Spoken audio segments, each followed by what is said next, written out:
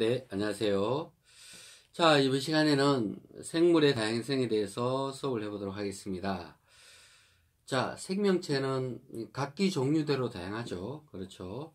또, 당연히 성경에는 보게 되면 각기 종류대로 나와 있습니다. 그렇죠. 당연하죠. 생명체는 원래 처음부터 각기 종류대로 있었습니다. 여기도 책에도 적혀 있잖아요. 그렇죠. 원래부터 다양하다고. 그렇죠.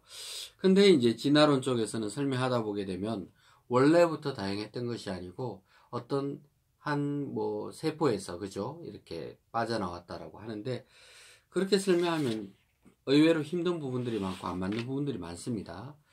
생명체는 원래부터 다양하게 이렇게 형성이 되었다라고 생각하시는 것이 맞습니다. 알겠죠? 자, 그러면 제목부터 천천히 보도록 하겠습니다. 자, 생태계라는 말이 나오네요. 그죠? 세로줄의 생태계. 생태계라는 말은 꼭 생명체만 얘기하는 게 아닙니다. 생태계는 여러 가지 환경도 같이 얘기합니다. 햇빛이나 흙이나 또는 공기, 뭐 이런 것들을 전부 다 포함하는 말이 생태계입니다. 아시겠죠? 자, 그러면 생물이 다양한 이유는 이 살아가는 환경 자체가 굉장히 다양하다 보니까 생명체가 당연히 다양하겠죠. 그죠? 거기 밑에 제목들을 보면 생물의 종류, 같은 종류에 속하는 생물의 특성, 생태계 이런 말들이 나오는데 뭐 그렇게 어렵게 생각할 필요 없으시고요. 그 바로 밑에 세 가지 그림이 나옵니다. 자, 첫 번째는 이 생태계가 다양하다라는 말이 나오죠. 생태계 다양. 자, 그리고 두 번째는 뭔가요? 종류의 다양성입니다. 그렇죠. 종이라는 말보다는 종류가 맞습니다. 종류의 다양성에 대해서 생각할 수가 있겠죠. 그죠? 그리고 세 번째, 유전자의 다양성. 유전자의 다양성. 자, 전체적으로 봤을 때 다양한데요. 그렇죠? 그러니까 첫 번째는 생태계가 다양하다는 말은 우리가 살아가는 환경이 뭐 그렇죠. 바다 속에 살 수도 있고 섭지에 살 수도 있고 또는 숲을 속에 살 수도 있고 여기도 보게 되면 초원도 있고 삼리도 있고 숲을도 있고 여러 가지가 있잖아요. 그죠? 그런 다양한 형태의 생태계가 만들어진다는 거죠. 그러면 생태계가 다양해짐으로써 살아가는 생명체들도 굉장히 다양하게 된다는 거죠. 아주 예전에는요, 우리가 여러 가지 도시화 건설을 한다 그러면 이 생태계를 좀 많이 파괴했었죠. 그죠? 그럼 생태계가 왜 파괴되느냐 하면 뭐 생태계 전체를 쫙 다 밀어버리고 그냥 거기다가 콘크리트 싹 발라버리면 그냥 보기에는 너무나 깨끗해 보여요. 그렇지만 생태계가 파괴가 되게 되면 이 생물의 종류가 다양함을 유지할 수가 없겠죠. 일단은 이 생태계가 다양해야 되거든요. 자, 강변에 나가면 조산천 있죠. 그렇죠. 저희 주변에도 이 조산천도 보게 되면 마구 개발하는 게 아니죠. 강 중간에 뭐, 그죠? 흙도 있고, 강 중간에 나무도 심어져 있고, 다양하게 되어 있잖아요. 그죠? 그거는 이제 이 생태계 자체를 다양하게 형성하기 위해서 조산천을 생태계를 파괴하지 않은 범위 내에서 새롭게 꾸미고 이 청소하고 정리해 놓은 거거든요. 그래서 그 생태계를 잘 살릴 필요가 있다라고 보여집니다. 그렇죠. 그리고 조산천 주변에도 보게 되면 자꾸 갈아엎잖아요. 그죠? 갈아엎고 새로운 꽃들도 심고 막 여러 가지 노력을 많이 하고 있잖아요. 그죠? 그러니까 그런 여러 다양한 생태계 형태를 만들어서 이렇게 우리가 가지고 있음으로써 다양한 생명체들이 살아갈 수 있다는 겁니다. 그리고 종류가 다양하다는 것은 뭐 조류, 토끼, 뭐 코끼리는 살진 않습니다만은 그죠? 그래서 물고기, 뱀, 그 그림에 여러 가지 종류의 동물들이 나와 있잖아요, 그죠? 그러니까 우리한테 볼 때 좋지 않다고 해서 그 생명체를 막 멸종하고 이러면 안 돼요, 그죠? 그러니까 지구 전체적으로 봤을 때는 이 생명체 종류가 굉장히 다양한 것이 좋다라는 뜻입니다. 그리고 거기 보게 되면 요게 이제 딱정벌레 같죠, 그죠? 풍뎅이 딱정벌레 같은데 이 딱정벌레 등껍질 모양이 약간씩 다르잖아요, 그죠? 이거는 유전적으로 다양하다는 뜻입니다. 우리 지구 전체에도 보게 되면 인류가 다양하죠. 흑인종도 있고, 황인종도 있고, 백인종도 있고, 또 한국 사람도 있고, 그죠? 미국 사람도 있고, 유럽 사람도 있고, 아프리카 사람도 있고, 그렇죠? 다양하게 돼 있어요, 그죠? 성훈네 집에도 가보게 되면 조금 뽀얀 사람도 있고, 까무잡잡한 사람도 있고, 다양하잖아요, 그죠? 그러니까 모든 것들이 다양합니다. 그러니까 유전적으로 다양한 게 좀 제일 상세적인 거죠. 그 다음에 종류가 다양하고 생태가 다양하고.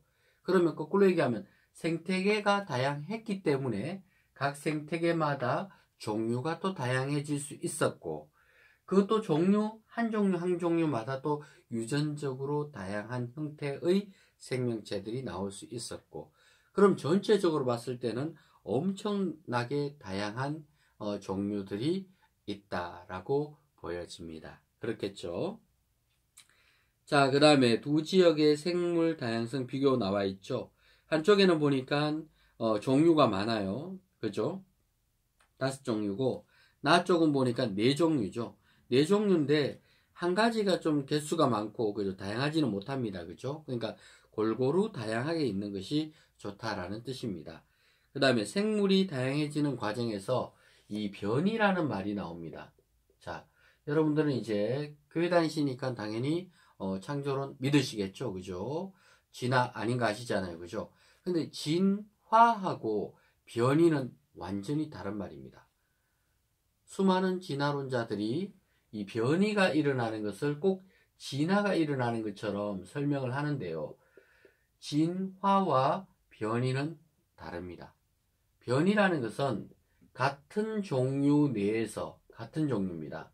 그러니까 같은 종류 내에서 조금씩 바뀔 수 있잖아요. 그죠? 그런 경우를 변이라 그래요. 그러면 변이는 일어나더라도 또 다시 원위치 되고 이렇게 살아가잖아요. 그죠? 한국 사람도 예전 사람들에 비해서 오늘날의 학생들이 키도 크고 덩치도 크고 얼굴도 허여멀건하고 그렇잖아요. 그죠?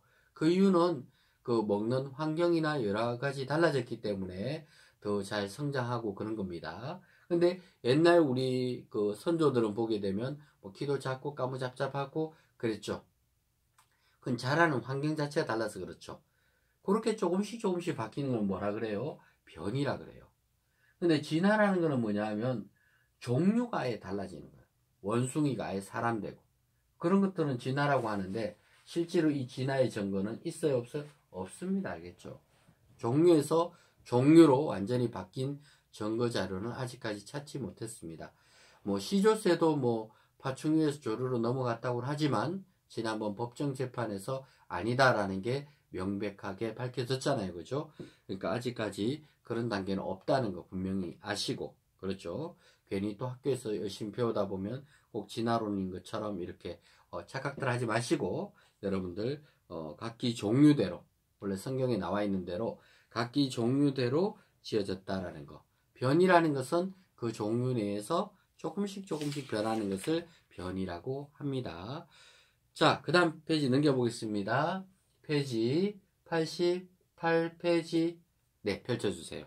거기 보면 여우가 있어요.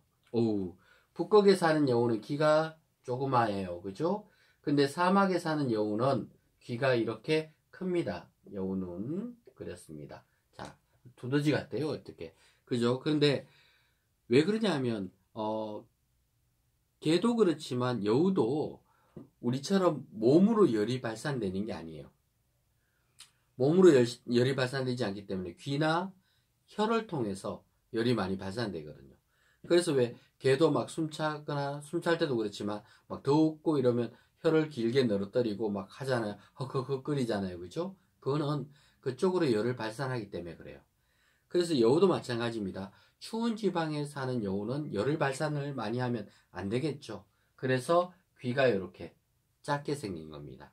그거는 그 환경에 맞춰서 변이가 일어났다라고 보시면 되겠습니다. 근데 사막의 여우는 어때요? 막 뜨끈뜨끈하잖아요. 그죠? 사막에는. 그러면 열을 많이 발산해야 되겠죠. 그러면 자연스럽게 귀가 큼직하게 생겨야지 열이 막 팍팍 발산되고 그럴 거 아니에요. 그죠? 그래서 열이 많이 발산되도록끔 환경에 적응된 거예요.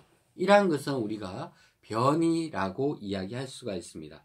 자, 생물이 다양해지는 과정이 나와 있죠. 한 종류의 생물 무리에서 다양한 변이가 일어난다 그랬습니다. 왜?